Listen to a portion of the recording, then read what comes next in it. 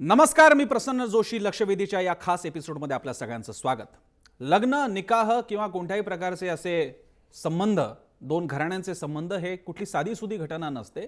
दोन वंशावळी एकत्र येत असतात, दोन मनोमिलनांची ही क्षण असतो, ही घटिका असते आणि म्हणून त्याचं वर्णन सगळ्याच धर्मियांनी जणू काही स्वर्गातच त्याच्या निर्गाठी बांधलेल्या असतात अशा प्रकारे केलेलं आहे. आणि अतिशय व्यक्तिगत खाजगी मामला असतो. कुटुंबियांचा तर मामला असतोच, पण आजच्या काळामध्ये तो कुटुंबियांचा पण उरलेला नाहीये. तो फक्त आणि फक्त त्या मुलाचा आणि मुलीचा बनलेला आहे. पण हे बहुधा हिंदू महासभेला मान्य नाही. त्याचं कारण म्हणजे 2015च्या इंडियन ॲडमिनिस्ट्रेटिव्ह सर्व्हिस, भारतीय केंद्रीय प्रशासनिक सेवा यामध्ये टॉपला आलेल्या, जिथे अजून मुलं पहिली पण येणं सोडा, पास झालं तरी नशीब समजतात, त्यामध्ये टॉपला आलेल्या टीना डाबी क्रमांक 1, जिला नंबर 1 मिळालाय, आणि आमिर नावाचा मुलगा ज्याला नंबर 2 दुसरा क्रमांक मिळालेला आहे. या दोघांचं प्रेम त्यांच्या प्रशासकीय प्रशिक्षणादरम्यान जुळलं आणि ते लग्न करणार आहेत असं जाहीर झालेलं आहे. त्यांच्या फेसबुकवरती पण आलेलं आहे. इथपर्यंत मामला ठीक होता. पण आता यामध्ये हिंदू महासभेला दिसला लव जिहाद. ते तिथेच थांबले नाहीत. त्यांनी टीना डाबीच्या वडिलांना जाऊन असं पत्रच दिलेलं आहे. ते पत्रातले 3 वाक्य खूप महत्त्वाची आहेत. आपके परिवार के इस फैसले से लव जिहाद को शह मिलेगी, इसलिए यह शादी किसी भी कीमत पर नहीं होनी चाहिए. अगर टीना और अतहर फिर भी शादी करना चाहते हैं तो अतहर की घर वापसी कराई जाए. अगर वह अपना धर्म परिवर्तन करके हिंदू बनने को राजी होते हैं तभी यह शादी होनी चाहिए. विचार करा, दोन कुटुंबियांच्या बाबतीत, एक अतिशय नाजूक विषयाच्या बाबतीत हिंदू महासभा थेट हस्तक्षेप करण्याचा प्रयत्न करते. आणि हाच आपण विषय घेतलेला आहे, कारण हा विषय फक्त सर्वसामान्यांचा आतापर्यंत होता तेव्हा तो वेगळाच भाग आहे. ॲडमिनिस्ट्रेटिव्ह सर्व्हिसेसमधल्या टॉपच्या लोकांबद्दल सुद्धा आता असे प्रश्न उपस्थित व्हायला लागले. याबद्दल आपली चर्चा आहे. कोणते मुद्दे घेऊन आपण टोक आणणार आहोत या चर्चेला पाहूयात ग्राफिक्सच्या माध्यमातून. टीना आमिरच्या प्रेमाला लव जिहाद म्हणणं योग्य आहे का? त्यांच्या आयुष्यात नाक खुपसणारी हिंदू महासभा कोण?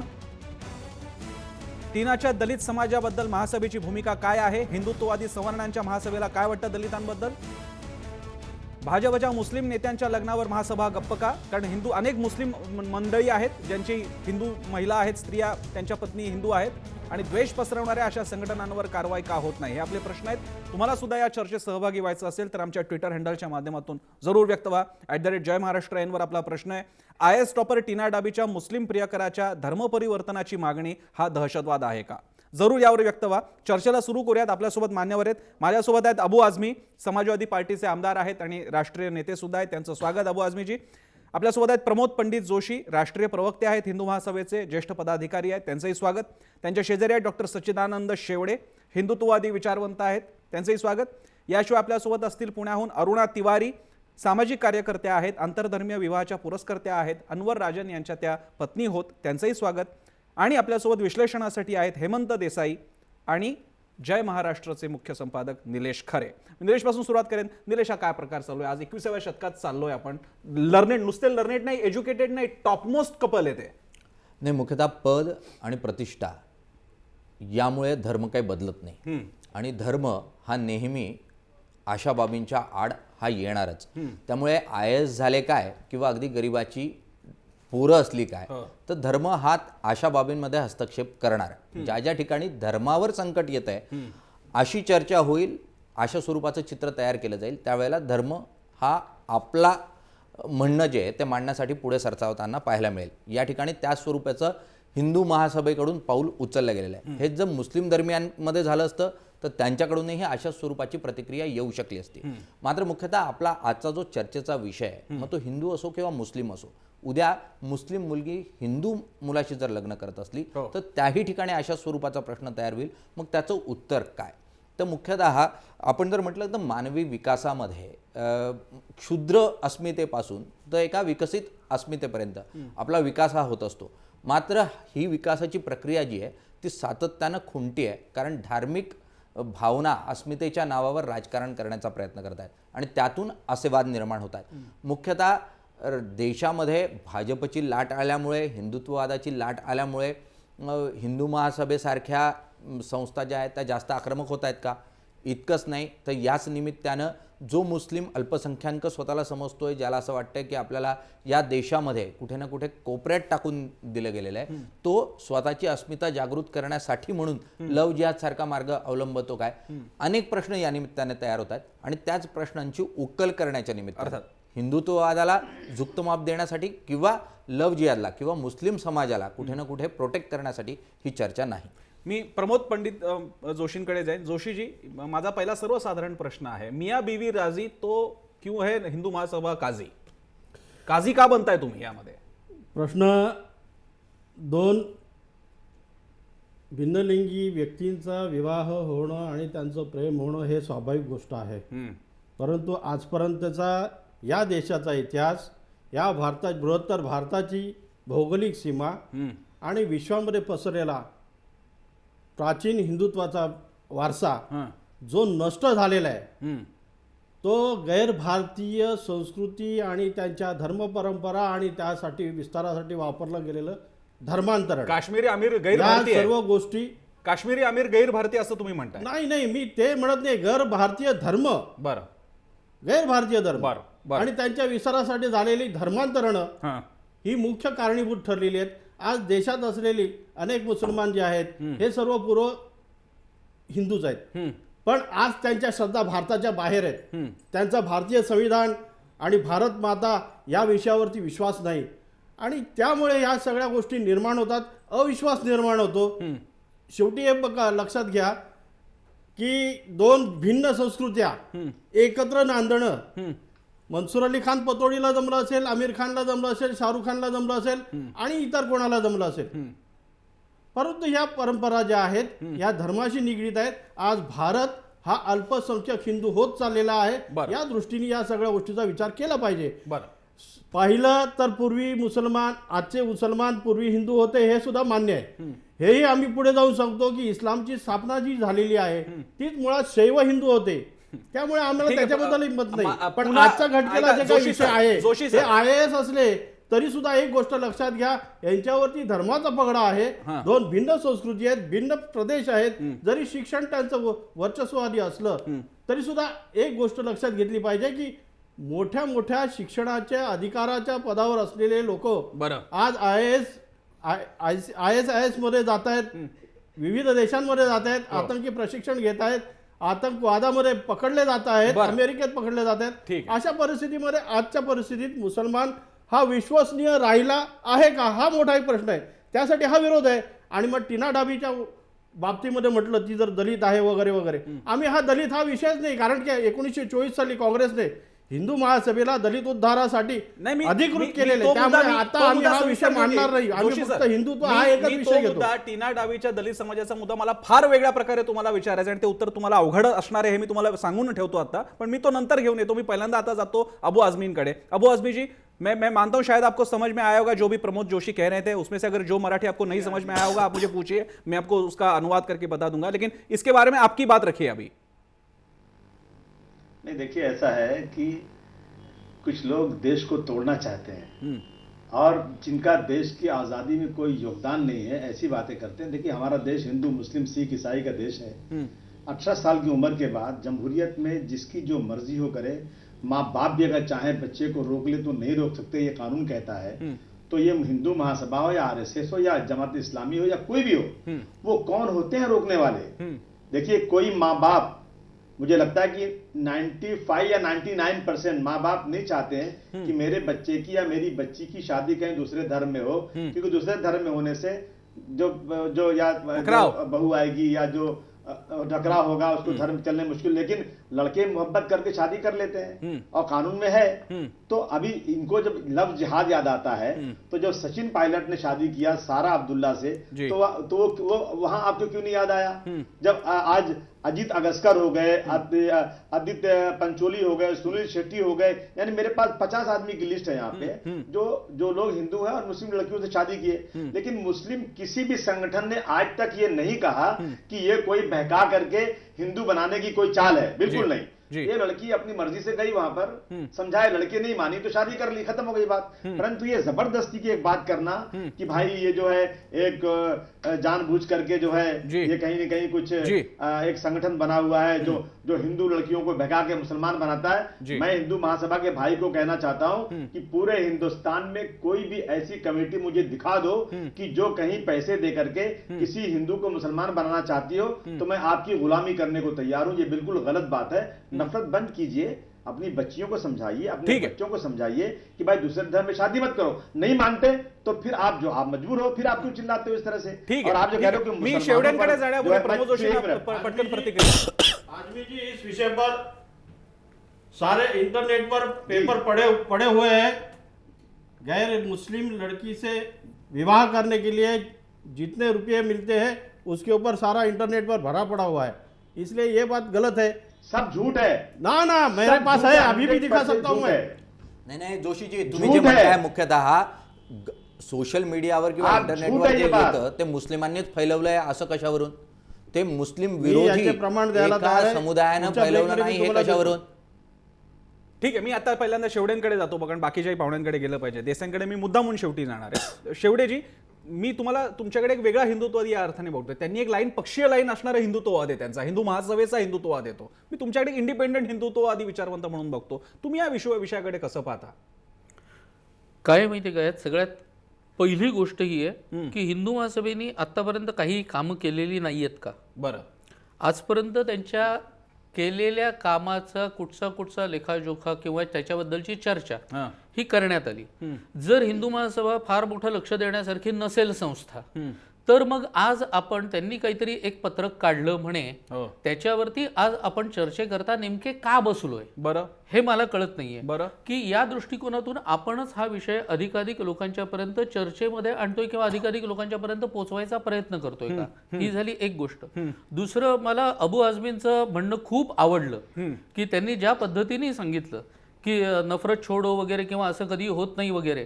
माझ्याकडे गेल्या वर्षीच्या कमीत कमी 5 घटना अशा आहेत ज्याची माझ्याकडे आत्ताही प्रमाणं आहेत की ज्याच्यामध्ये हिंदू मुलांनी मुस्लिम मुलीशी लग्न केल्यामुळे त्यांना विचारलं नाही कोणी, ठार मारलं, अशी प्रमाणं आहेत. तर याच्याबद्दल काय होऊ शकेल किंवा याच्याबद्दलही तितक्याच कळवळ्याने जर आझमी बोलले ना, बरं, तर मला आवडेल. कारण काय, टाळी शेवटी एका हाताने वाजत नाहीच. बरं. त्यामुळे कोणी कुठे लग्न करावं, का लग्न करावं, याच्याबद्दल आई वडिलांचा काय स्टँड असू शकतो, ओके. हा भाग विचारात घेण्यासारखा आहेच. कारण सगळ्या प्रकारचंच वेगळेपण नक्की, असतं तिकडे. नक्की. त्यामुळे त्या दृष्टिकोनातून जर आपण पाहिलं ना, म्हणजे एक सामाजिक याही भागातून जर आपण पाहिलं ना, तर मला असं वाटतं की ते जास्त योग्य ठरेल. बरं. आता इथला तुमचा बाकीचा सगळा मुद्दा बरोबर होता. फक्त तुम्ही एका ठिकाणी तुम्ही विचारलं की हे चर्चा करायची काय गरज आहे, ही आम्ही मुळीच केली नसते. कारण कोणाच्या खासगी आयुष्यात नाक खुपसायचा कोणालाच अधिकार नाहीये.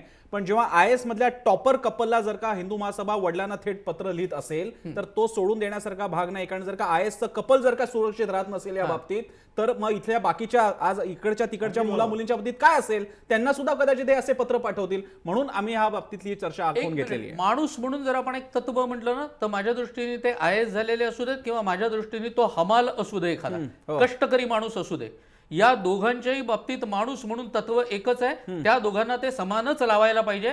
मग अशा मग तर बाबतीत प्रश्नच आपण मिटला. आजपर्यंत मग हिंदू मुस्लिम आहे, मानव आहेत, समान आहेत, संपला विषय. केव्हाही माझं म्हणणं तेच आहे, मी तिथेच येतोय.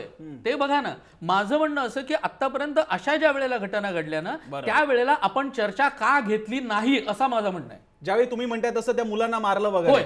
ठीक आहे. या अनअकाउंटेड किस्से असे मुसलमानांच्या अनअकाउंटेड नाहीयेत, ऐका, ह्या ऐका. सगळ्याचे पुरावे आहेत, हे लव ऑन रेकॉर्ड जिहाद- आहेत, या प्रेस मधून आलेले मी आहेत. तुम्हाला सांगतो, लव जिहादच्या बाबतीत अनेकदा मीडियाने इन्व्हेस्टिगेशन केली, सीसीटीव्हीने. त्याच्यामध्ये अनेक ठिकाणी असं लक्षात आलं की नंतर त्या दोघांमधल्या विसंवादामुळे ते फाटलं आणि नंतर मुलीला हिंदूंच्या काही संघटनांनी सांगितलं की तू म्हण लव जिहादची बोंब ठोक, आणि त्यांनी त्या ठोकलेल्या आहेत. आणि तरी आम्ही त्यावर चर्चा केली नाही, कारण आम्ही कोणालाही कोणावरती एकावर टीका नाही केली प्रसन्न नाही. आहे. या बाबतीमध्ये पूर्णतः हिंदुत्ववादी संघटनांनाही दोषी ठरवणं किंवा ते फाटलं का, तर त्यांच्यातल्या व्यक्तिगत कारणांमुळेच फाटलं, अशा स्वरूपाचा शिक्का मारून माध्यम म्हणून आपल्यालाही या पूर्ण विषयापासून वेगळं होता येणार नाही.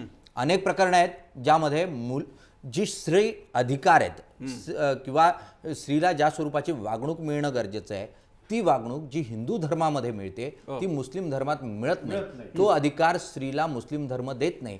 तलाकच्या नावाखाली तिला कधीही कुटुंबापासून वेगळं केलं जातं. तिचा योग्य तो तिच्या भविष्याचा विचार जो आहे तो या समाजामध्ये होत नाही. आणि यातून मूळ प्रश्न जो निर्माण होतो तो हिंदू धर्मातल्या स्त्रीचे असलेले अधिकार आणि मुस्लिम धर्मातल्या स्त्रीचे असलेले अधिकार, आणि या अधिकारांची ज्या वेळेला तुलना होते त्यावेळेला प्रश्न निर्माण होतो. आणि तिथे प्रश्न जर हिंदू धर्म विचारत असेल तर मला त्यात चुकीचं वाटत नाही, त्यात मुस्लिम धर्म जर विचारत असेल तर त्याही चुकीचं वाटत नाही. मूळ या ठिकाणी स्त्री स्वातंत्र्याची भावना जी आहे ती जर उचलून धरली जात असेल आणि तिच्या योग्य उदरनिर्वाहासाठी पावलं उचलली जात असतील तर याचा विरोध असता कामा नये. माध्यमांनी एकतर्फी भूमिका घेणं आणि असं म्हणणं फक्त हिंदुत्ववादी संघटना चुकीच्या आहे हेही चुकी ठरेल. मी आता जाणार आहे अरुणा तिवारी मॅडम कडे. अरुणा तिवारीजी, तुम्हाला आता याचा फर्स्ट हँड एक्सपिरियन्स आहे या सगळ्या कल्चरल संबंधांचा. ज्यावेळी आपण एक वेगळ्या धर्मीय व्यक्ती दुसऱ्यांशी लग्न करते, तुम्ही आहात, हुसेन दलवाईंचं सुद्धा अशाच प्रकारचं लग्न आहे.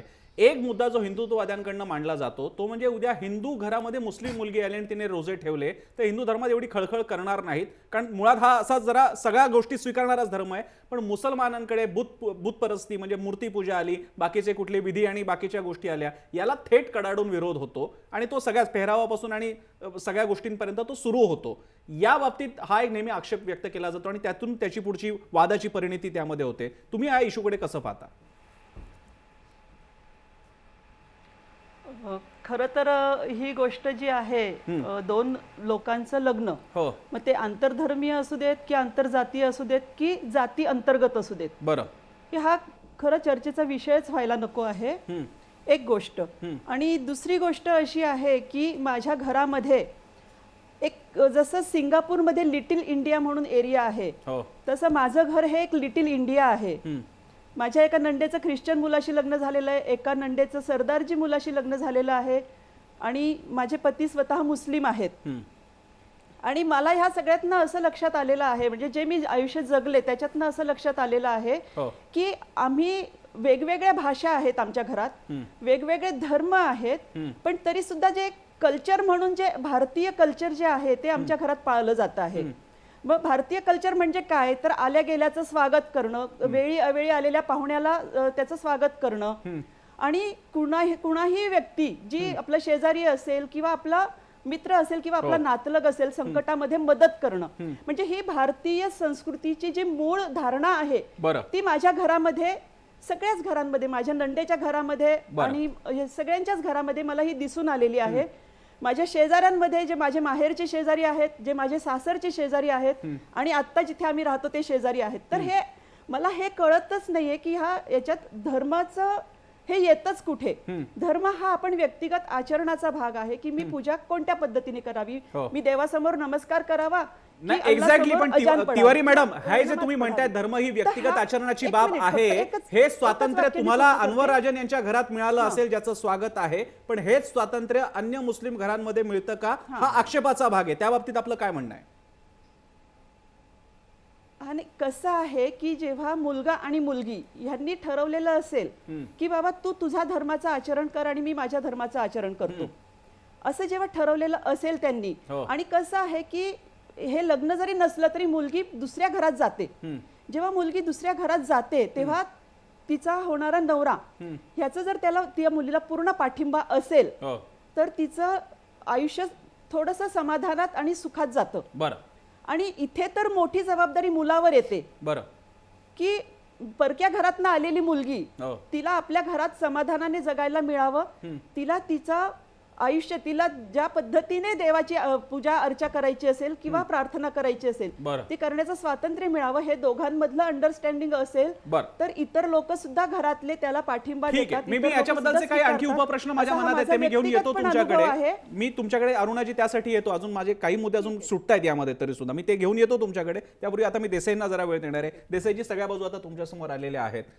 याच्यातला सार्वजनिक भाग, लग्नामध्ये कुठल्या संघटनेने काही बोलावं का, पण त्याच वेळी एक कन्सर्न म्हणून हा भारतामध्ये दरवेळी उपस्थित झालेला मुद्दा आहे. भक्ती बर्वे इनामदारांचे जेव्हा लग्न झालं होतं तेव्हा पुण्यामध्ये शिव्या घालण्यात आल्या होत्या. तो सगळे किस्से आहेत आपल्याकडे. अगदी तुम्ही याकडे कसं पाहता? नाही, माझ्या मते म्हणजे पहिल्यांदा चर्चा सुरुवात झाली तेव्हा मुस्लिमांबद्दल एक संशयाची भावना उपस्थित करण्यात आली.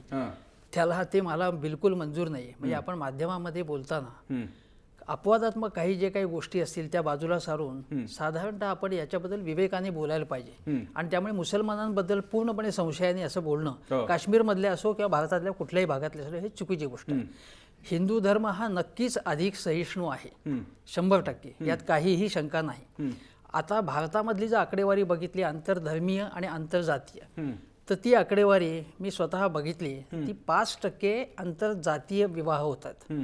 म्हणजे महात्मा फुल्यांपासून जी चळवळ सगळी सुरू झाली आंबेडकरांपासून फक्त 5% अजून होतात आणि आंतरधर्मीय होतात ते फक्त 1.5-2% होतात. म्हणजे हे म्हणजे अतिशय वाईट आहे. माझ्या मते एकमेकांच्या समाजाबद्दल एवढे गैरसमज आहेत आपल्याकडे, कारण आता आपण एकमेकाकडे जातच नाही. कारण आता काही म्हटलं आपण तर एक वस्त्या ज्या आहेत आपल्या सगळ्या, हिंदूंच्या वेगळ्या, मुसलमानांच्या वेगळ्या, हिंदूंना म्हणजे मुसलमानांना फ्लॅट्स देत नाहीत. त्यामुळे शाळांमध्ये कुठेही असं एकमेकाशी डायलॉगच होत नाही. माझ्या मते हा जर डायलॉग झाला ना तर फार गैरसमज दूर होतील. म्हणजे अगदी मुसलमानांमधला जो कट्टरपणा जो आहे तो कट्टरपणा कमी करण्यासाठी आपण त्यांना भेटलो, त्यांच्याशी बोललो तर तो कमी होईल. आणि या दृष्टीने माझं म्हणणं आहे की आंतरधर्मीय विवाह जास्त व्हायला पाहिजे. आता या पर्टिक्युलर केसमध्ये तुम्ही जे सांगितलं त्यामुळे त्याला न्यूज व्हॅल्यू 100% आहे. त्यामुळे तो चर्चेचा नक्कीच विषय आहे, तो घेतला पाहिजे आपण. आणि चर्चा करताना आपण जबाबदारीने जर बोललो तर असं लक्षात येईल की लव जेहादच्या नावाने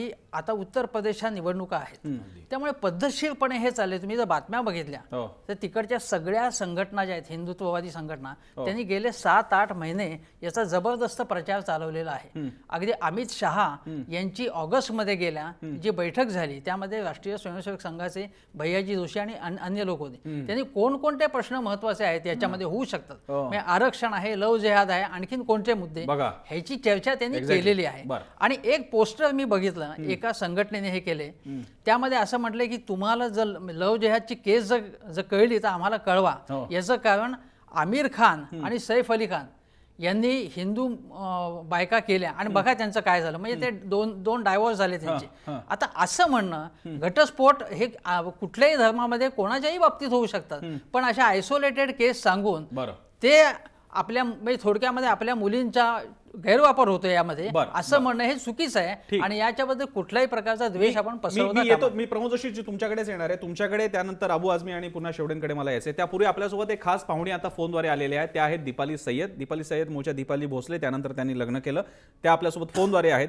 दीपाली, तुम्ही आम्हाला तुमचा अनुभव सांगा. इकडे एका आंतरधर्मीय विवाहाच्या बाबतीत हिंदू मुलगी आणि मुस्लिम मुलगा या बाबतीत काही आक्षेप हिंदुत्ववादी संघटना मांडतायत. तुम्ही तुमच्या अनुभवाने सांगा, तुम्ही अशा आंतरधर्मीय लग्नाकडे कसं बघता? आधी सगळ्यांना नमस्कार. नमस्ते. मी माझ्या लग्नाला आता 18 वर्ष पूर्ण झाली. मी दीपाली भोसले सय्यद. पण आम्ही दोघं एकत्र जेव्हा आलो तेव्हा आम्ही कधी हा विचारच नाही केला की मी त्याचाही स्वीकारला आणि त्यांनी माझंही स्वीकारलं. म्हणजे आज मला कुराणही वाचते, मी गीताही वाचते, तो माझ्याबरोबर सत्यनारायणच्या पूजेला बसतो, आम्ही एकत्र गणपतीलाही जातो. त्यामुळे दोघंही आम्ही एकत्र घेऊन चाललोय म्हणजे संसार. आज सय्यद कुटुंब आम्ही एकत्र आहोत, माझी भोसले फॅमिली एकत्र आहोत, आम्ही दोघंही एकत्र येतो. त्यामुळे मला असं वाटतं की एकत्र मिळून, म्हणजे सय्यद असो किंवा भोसले असू दे किंवा दुसरे दोन्ही जाती असल्या तरी एकत्र येऊन त्यांनी एक जात एकत्र करावी असं मला वाटतं. की याच्यामुळे वाद वाढत असतील, भांडणं होत असतील, एकमेकांच्या जीवावर उडत असतील तर मला असं वाटतं ह्या सगळ्या गोष्टी बंद कराव्यात. जात पात ह्या सगळ्या बंद कराव्या आणि एकच कुठला तरी धर्म ठेवावा, माणुसकीचा, इंडियन ह्याचा. आणि त्याच्या पलीकडे मी काही सांगू शकत नाही. एवढंच मी बोलू इच्छिते की जे काही आहे ते एकाच नजरेने बघा सगळ्यांना, आणि त्याच्यात एकमेकांचा जीव कशाला घालवतात ना. काय आयुष्य आहे, जे काही आयुष्य आहे त्या आयुष्यात हॅलो हो ऐकतोय आम्ही, बोला. हा, ज्या आयुष्यात जन्माला यायचं एका कपड्यात, म्हणजे कपड्यात पण आपण जन्माला येत नाही, भरताना असंच निघून जातो, जन्माला पण असताना असंच येतो. तर कुठे ह्या सगळ्या गोष्टी घेऊन चाललात? हिंदू, मुस्लिम, सिख, ईसाई या सगळ्या ज्या गोष्टी आपण जेव्हा विचार करतो तर हे आपण ठेवलेली नावं आहेत. सगळ्यांची रक्त तर एकच आहेत, सगळ्या गोष्टी एकच आहेत, मग का म्हणून या सगळ्या गोष्टी? दीपालीजी, सध्या तरी तुम्हाला जो अपेक्षित समाज आहे तो घडवण्याच्या दृष्टीने आपल्याला सगळ्यांना प्रयत्न करायचे आहेत. त्यामुळेच आम्ही तुमचा हा उदाहरण इथे घेतलं. खूप खूप धन्यवाद. दीपाली यांच्या घरी खरं तर आजार पण तिकडे चालू आहे, त्यांच्या आईचं बहुधा, पण तरी सुद्धा त्यांनी वेळ दिला आपल्याला. खूप खूप धन्यवाद. ती हॉस्पिटलमध्ये ऍडमिट आहे, त्याच्या पायाचं ऑपरेशन झालं, म्हणूनच तुम्ही तरी सुद्धा वेळ दिला. हॉस्पिटलमधून बोलते, नाही तर नक्कीच जरूर आले असते. खूप खूप धन्यवाद, तुम्ही सविस्तर प्रतिक्रिया दिली. मी आता प्रमोद जोशींकडे जातो. जोशी सर, अशी आणखी तुम्हाला किती उदाहरणं द्यायची आहेत की ज्याच्यामध्ये हिंदू मुस्लिम सामोपचारानं लग्न सुरू आहे?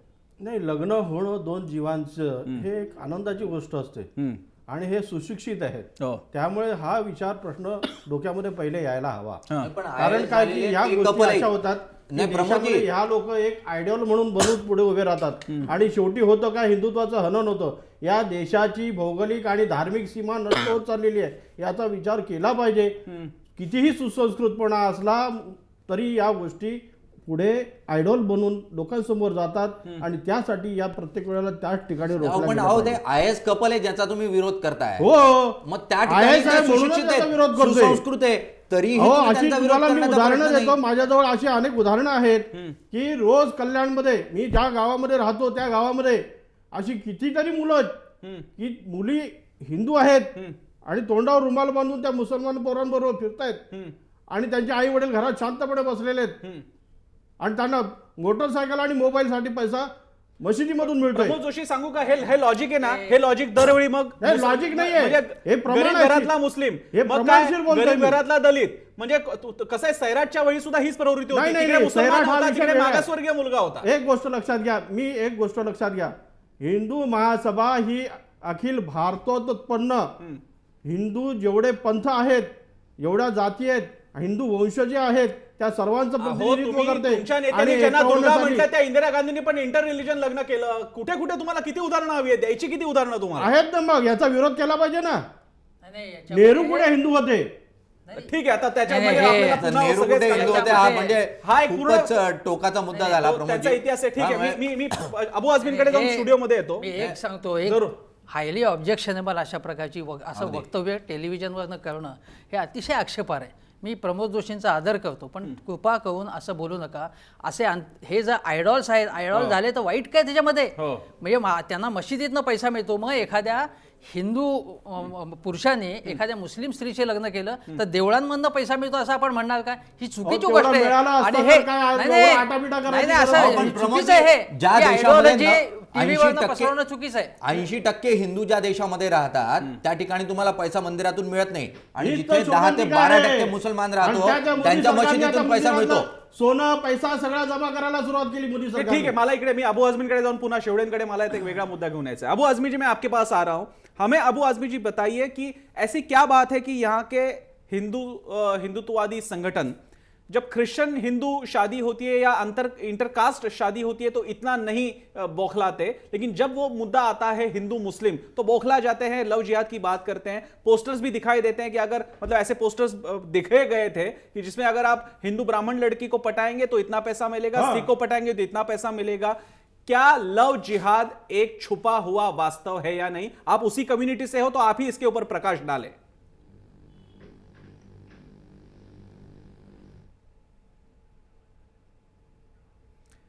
माझा अबू आझमींपर्यंत बहुधा आवाज पोहोचत नाही. मी हाच प्रश्न त्यांच्या पर्यंत परत एकदा घेऊन जाईन. त्यापूर्वी मी आता शेवडेंकडे येतोय. शेवडेजी, आणि हा प्रश्न प्रमोद जोशींना पण लागू आहे. ज्या टीना डाबीसाठी आता हा सगळा आवाज उठवला जातोय हिंदू मानून वगैरे, ती टीना डाबी प्रामुख्याने येते मागासवर्गीय समाजातल्या हिंदू, म्हणजे ती मागासवर्गीय हिंदू आहे.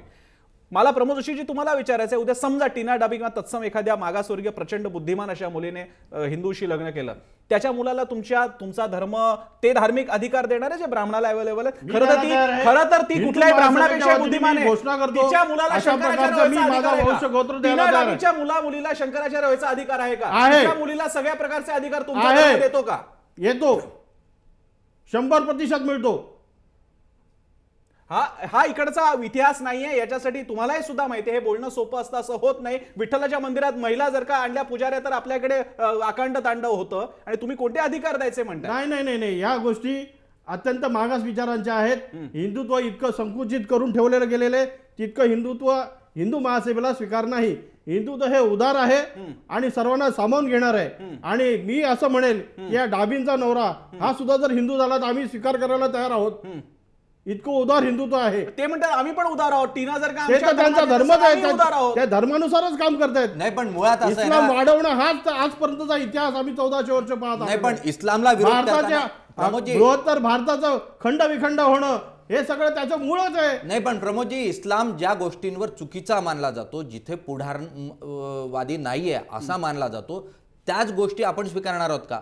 आपण ज्या वेळेला हिंदू मुलानं जर मुस्लिम मुलीशी लग्न केलं तर हिंदू मुलानं मुस्लिम व्हावं, किंवा मुलीने तर मुस्लिम मुलाशी लग्न केलं तर तिने मुस्लिम व्हावं, अशी जी अट इस्लाममधून घातली जाते, तितकाच म्हणजे वेडेपणा हा हिंदू धर्मात यावा अशा दृष्टीने आपण प्रयत्न करणार आहोत की हिंदू धर्म जास्त विकसित व्हावा या दृष्टीने प्रयत्न करणार आहोत. आपल्या भारतामध्ये संविधानाचा एक विचार केल्यानंतर नवऱ्या मुलाचा धर्म हा त्याच्या मुलांना लागू होतो.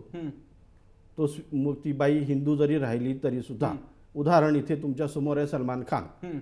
मग ह्या गोष्टी ज्या आहेत ह्या लक्षणीय विचार करण्यासारख्या नाही आहेत का? बरं, ते किती जरी घरामध्ये गणपती पूजला तरी शेवटी एक गोष्ट लक्षात घ्या, ज्या ठिकाणी भारत मातेचा विषय येतो, मातृभूमीचा विषय येतो, हिंदुत्वाचा विषय येतो, ह्या संस्कृतीचा विषय येतो, त्या ठिकाणी हे विरोधक म्हणूनच दिसतात तुम्हाला. ठीक आहे, मी अबू आझमींकडे जातोय. अबू नाही, पण आझमीजी, एकच मिनिट, सातत्यानं प्रमोद जोशी तुम्ही जो आक्षेप घेताय की मुस्लिम समाज हा मातृभूमीच्या विरोधात आहे, हा नाही. आक्षेपच मुळात चुकीचा आहे. एक गोष्ट तुम्ही लक्षात घ्या, यांच्या श्रद्धा या नाही. सीमेच्या पलीकडे वंदे आहेत. मातरमच्या आंदोलनामध्ये मुसलमानांनी सुद्धा कलकत्त्यामध्ये मग- फेऱ्या मग काढलेल्या तुम्ही आहेत. मातृभूमीच्या आणि या आम्ही या देशाच्या गोष्टी निष्ठेसंदर्भातला अस्वीकार करत नाही. मुसलमानांवर प्रश्न उपस्थित करण्याचा नाही, अधिकार तुम्हाला मिळत सगळे नाही. मुसलमान तसे नाहीयेत.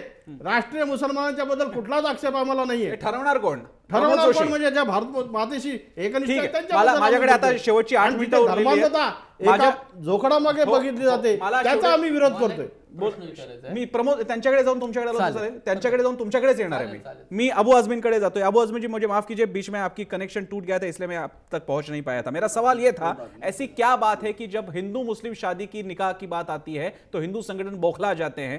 क्योंकि ऐसे पोस्टर भी दिखाए गए थे जहां पे लव जिहाद के यहाँ पे टारगेट भी रखे गए कि आप हिंदू में से जिस कास्ट को, जिस पंथ से शादी करवाते हो, ब्राह्मण लड़की हो, सिख हो या कोई अपर कास्ट की हो, तो उतने हिसाब से पैसा भी मिलेगा. एक ऐसा बड़ा यहाँ पे प्रचार होते आ रहा है. क्या यह सही है या गलत है? आप बता दीजिए.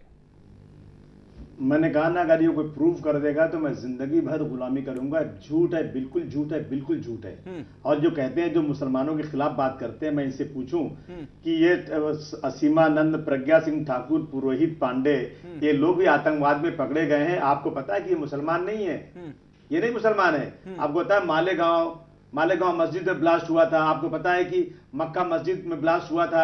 हैदराबाद में आपको पता है अजमेर शरीफ में ब्लास्ट हुआ था. किसने किया था? मुसलमान ने किया था क्या? सारा का सारा जो है इसमें हिंदुत्ववादी लोग हैं. लेकिन हम कहते हैं कि धर्म से इसको मत जोड़िए. आपके पास कोई काम नहीं है, सिर्फ नफरत फैलाते हे हैं. प्रूव्ह नाही झालेलं. बंद उगाच कीजिए तुम्ही काहीतरी नफरत. बोलू नका, हिंदुत्ववाद्यांनी केलं नफरत बंद वगैरे. कीजिए आप. उगाच काहीतरी बोलू नका. सुनिए.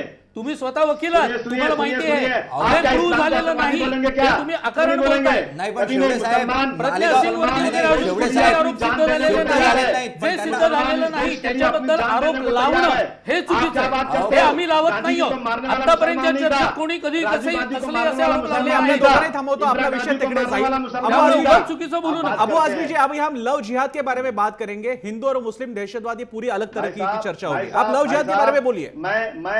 मैं हिंदू और मुस्लिम को दोनों एक बदन की दो आंख समझता हूं. अगर एक आंख भी खराब हो गई तो हिंदू और मुसलमान का मैं समझता हूं कि हिंदू मुसलमान बिल्कुल भाई भाई की तरह से हैं. ये जो हिंदू महासभा के लोग हैं जबरदस्ती नफरत फैलाते हैं. आप अगर 18 साल की उम्र से कम का कोई लड़का लड़की कहीं शादी करते हैं कोई धर्म में, तो आप रोकिए उसको. लेकिन 18 साल की उम्र के बाद करते हैं तो आप उसको रोक नहीं सकते. ठीक है. समझाइए ना आप जाकर के. अबू जी, देखिए अबू आजमी जी, एक ही सवाल इस मुद्दे पर, एक सवाल इस मुद्दे पर आप कहते हैं कि हिंदू और मुसलमान एक ही बदन दो आंखों जैसा हाल है. तो ऐसे में अगर कोई भी हिंदू महिला अगर मुस्लिम समाज में शादी करती है तो क्या आप ये मानते हैं, यानी अंतर धर्मीय विवाह जहां पर भी होंगे वहां पर कॉमन सिविल कोड जो है और जो मैरिज एक्ट है 1954 वो लागू होना चाहिए, ना कि उसमें शरीयत लागू होगा? क्या ये आपको मंजूर होगा? देखिए ऐसा बिल्कुल मंजूर नहीं होगा. क्योंकि नहीं, ऐसा क्यों मंजूर नहीं नहीं मंजूर इसलिए नहीं होगा कि अगर सच्चा मुसलमान है, धर्म चलने वाला है, तो उसको बिल्कुल से शरीयत पर ही चलना है. अगर वो हिंदू लड़की से शादी कर रहा है तो उससे पहले उसको मुसलमान बनाना चाहिए, तब शादी करना चाहिए. यहाँ कोई प्रेशराइज नहीं कर रहा है. वो लड़की तैयार है तो शादी करो, नहीं तो मत करो शादी. कौन सी बात इसमें है? और अगर हिंदू धर्म में ये बात आती है कि सुनिए, अगर हिंदू धर्म में आती है कि ये मुस्लिम लड़की है, ये हिंदू बनेगी तो शादी करना, बात करो उससे. वो हिंदू बनती है शादी करो, नहीं मत करो. कौन मना कर रहा है? ठीक है. कहाँ I think जबरदस्ती अबू बात आजमी करते हैं? ने this एक तरफ अबू आजमी जी आप मानवता की बात करेंगे और दूसरी तरफ शरीयत की बात करेंगे कि शरीयत के बगैर नहीं हो सकता. क्यों भारतीय कानून के आधार पर नहीं हो सकता? मैरिज एक्ट के तहत नहीं हो सकता है? शरीयत से बड़ी मान्यता कुछ होती है सर. देखिए ऐसा है कि धर्म ने एक लाइन तय किया है कि कुरान शरीफ के मुताबिक शादी करना है. उसमें मुझे इंटरफेयर करने का कोई हक नहीं है. मैं कह रहा हूं कि अगर जब 18 साल की उम्र के बाद का लड़का अपनी मर्जी से शादी कर रहा है, शरीयत को माने या नहीं माने, को हम जबरदस्ती नहीं उसके साथ कर सकते. परंतु शरीयत एक हुक्म है। ठीक है अबू आजमी जी, आपकी पूरी आइडियोलॉजी और आपकी थिंकिंग तो पता चल गई और आपने वो बहुत ही क्लियरली यहाँ पे पेश की। इसके बारे में सबसे पहले मैं धन्यवाद दूंगा आपको, क्योंकि आपने जो कहा है वो सच कहा है, जो भी है वो सच एक बात सुनिए, मैं एक शेर सुनाता हूँ, एक शेर सुनाता हूँ आपको, एक शेर सुनाता हूँ। सुन लेते हैं, उनको सुन लेते हैं। एक दिन वो था जब दुनिया भर में सम्मान हमारा था, गीता के श्लोक हमारे और कुरान हमारा था, दूध की नदियां बहती थी वो हिंदुस्तान हमारा था, बांग्लादेश हमारा था और पाकिस्तान हमारा था, नफरत की दीवार गिरा दो ये आवाज हमारी है, और देश के गद्दारों से कह दो धरती जान से प्यारी है। बोलाता वा वा वा, हे सगळं मांडलं छान, पण बोलणं एक आहे, दुसरं बोलणं वेगळ्या प्रकारचं आहे. हे फार छान पैकी दाखवून दिलं. मला फक्त एवढंच सांगायचं की बॉम्बे या पिक्चरच्या वेळेला जेव्हा थिएटर बिटर जाळलं गेलं होतं ना, त्यातला हिरो हिंदू होता आणि ती हिरोईन जी होती ती मुसलमान होती. त्यावेळेला तर थिएटर पण जाळलं गेलं, म्हणजे एका पिक्चरच्या बाबतीत हे घडलं गेलं. बाकी मारले गेलेल्याचं तर मी अगदी सुरुवातीलाच आपल्याला सांगितलं, 5 घटना गेल्या वर्षभरातल्या 5 घटना की ज्याच्यामध्ये हे सगळं केलंय ते मुसलमानांनी केलंय, हे लक्षात ठेवा. मला एक गोष्ट कळत नाही की तुम्ही बोलवल्यात ज्या 2 स्त्रिया त्या दोन्हीही हिंदूच मूळच्या होत्या. म्हणून तर ते उदाहरण दाखवलं. मग तुम्ही त्या हिंदू असलेल्या स्त्रिया बोलवल्यात इथे बोलायला, या उलट कोणीतरी मुसलमान का नाही बोलवले? तो मुसलमान एखाद्या हिंदू मुलाशी लग्न केलेली एखादी मुसलमान स्त्री, म्हणजे ती एक, आणि तुमचा या आक्षेप घरात मुसलमानांवर आहे. असं असतं तर जास्त बरोबर झालं असतं, तराजूचं पारड. आणखीन एक महत्वाचा प्रश्न मला असं विचारायचा आहे की तुम्ही जे बोललात की इतकी शिकली म्हणजे मग तिला ब्राह्मणाचा अधिकार, म्हणजे ब्राह्मण आहे उच्च, हे तुम्हीच यातून मेसेज देताय. माझं म्हणणं, कोणी किती हुशार झालं तरी ती हुशार दलित असं म्हणायला काय हरकत आहे? हुशार ब्राह्मण अशी तुलना का केली जाते? याचा अर्थ ब्राह्मण उच्च किंवा ब्राह्मण सर्वोच्च हे सगळं आपणच यातून पसरवतोय ना. माझं म्हणणं, हुशारी ही जातीवरती अवलंबून नाहीच आहे. हुशारी कोणी कसंही असू शकतो, तो त्याच्या जातीचा अधिक हुशार आहे असं आपण का नाही म्हणत? पण आपण हे नेमकं म्हणत नाही. हे का टाळतो हे मला कळत नाही. हे टाळतो यासाठी कारण डाबी, आणि आज डाबी ती IAS मध्ये टॉपर आली आहे म्हणून आपल्याला तिचं कौतुक आहे. अशा असंख्य मागासवर्गीय मुली, त्या हुशार, अकॅडमिकरित्या हुशार असो किंवा नसो, त्यांच्या बाबतीत आणि त्यांच्या अख्ख्या समाजाच्या बाबतीत आपण कसं वागतो याची उदाहरणं पावलोपावली आपल्याला बघायला असं काही नाही. ती हुशार आहे, जी हुशार असते ती तितक्याच रीतीने हुशार आहे. मॅट्रिमोनियल वेबसाईट किंवा पेपरची पानं जरी चालली तरी जेव्हा तिकडे मागासवर्गीय ST क्षमस्वचा हा अतिशय चपराक लागवणार जेव्हा ते वाक्य लिहिलेलं असतं, शेवडे मला, तेव्हा तुमचा वाक्य काय नाही दिसत. तुम्ही पेपर साधी गोष्ट आहे, जर मला तसं आंतरजातीय लग्न करायचं नसेल तर मग तसं दिलेलं असेल तर काय जातीचं नाव लिहिलं तर चालेल का?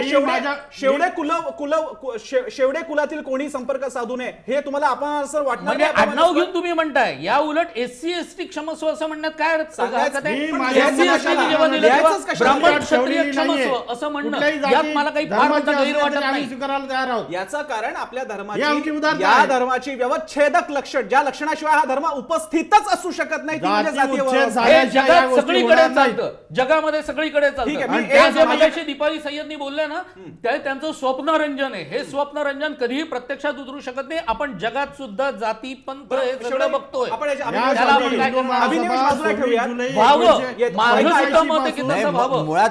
दिसत नाही. शेवडे जी चर्चा होतीये ती खूप व्यक्तिगत पातळीवर जाती आहे. आपल्याला कोणत्याही व्यक्तीशी निगडीत, जातीशी निगडीत चर्चा करायची नाही. आणि त्यामुळे ही चर्चा जी आहे ती मुख्यतः ज्या स्वरूपाची तेढ निर्माण केली जाते तिथपुरती आपण मर्यादित ठेवूयात.